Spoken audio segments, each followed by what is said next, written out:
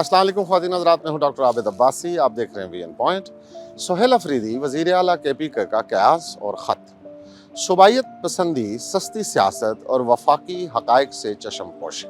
खतूत की सियासत और सूबायत का जहर, सुहेल अफरीदी के कयास का पोस्टमार्टम। नाज़रीन, किसी सियाने ने क्या खूब कहा था कि जब हुक्मरान के पास अवाम को देने के लिए कारकर्दगी, अमन और रोटी ना हो तो वो उन्हें तासब की अफ्यून खिला देता है।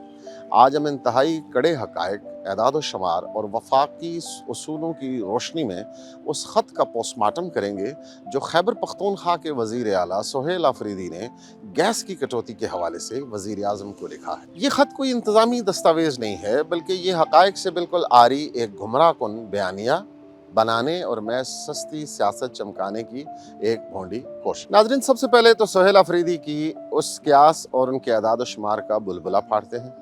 उनके ख़त का लबे लबाब ये है कि जैसे खैबर पख्तूनख्वा पूरे मुल्क को गैस फराम कर रहा है और वफाक उनका हक मार रहा है, लेकिन हक़ाइक़ क्या कहते हैं?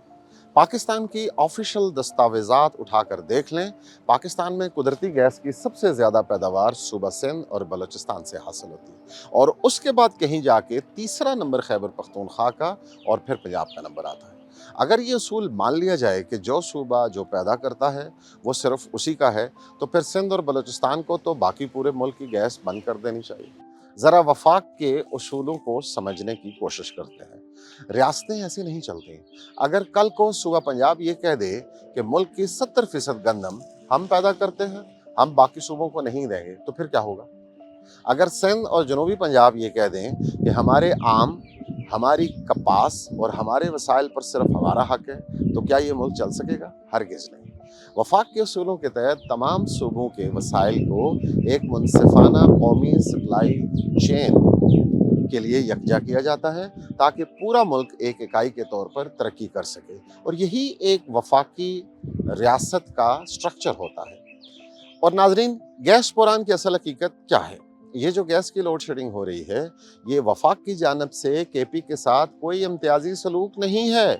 ये मौजूदा गैस बुरान दरअसल आलमी मंडी और खलीजी बुरान यानी अमेरिका और ईरान का जो जंगी बुरान है उसका नतीजा है, जिसकी वजह से सप्लाई चेन मुतासर हुई है। आप जानते हैं कि अबनाए हुर्मुज़ बंद है और उससे बहुत बड़ा जो है वो सप्लाई चेन मुतासर होता है, और इससे सिर्फ केपी नहीं बल्कि पंजाब, सिंध और बलूचिस्तान समेत तमाम सूबे यकसा मुतासर हो रहे हैं। पूरे मुल्क में गैस का एक शार्टेज है। तो सूबे के वज़ीर आला की जानिब से ऐसे खतूत लिखना और वफाक को कटहरे में खड़ा करने की भोंडी कोशिश करना सिर्फ और सिर्फ उनकी सूबायत पसंदी और तंग नज़री की सोच की अक्कासी करता है। सुहेल अफरीदी सस्ती सियासत चमकाने, वफाक से महाजराई करने और अपने मखसूस सियासी एजेंडों को हवा देने के बजाय खुदारा अपने सूबे में गवर्नेंस की बदहाली को ठीक करें।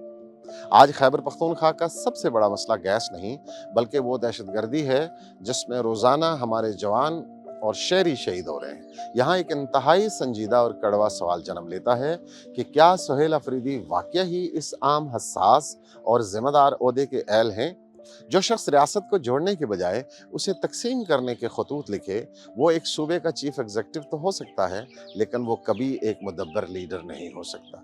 पाकिस्तान चारों सूबों के इत्तेहाद का नाम है। पाकिस्तान जिंदाबाद।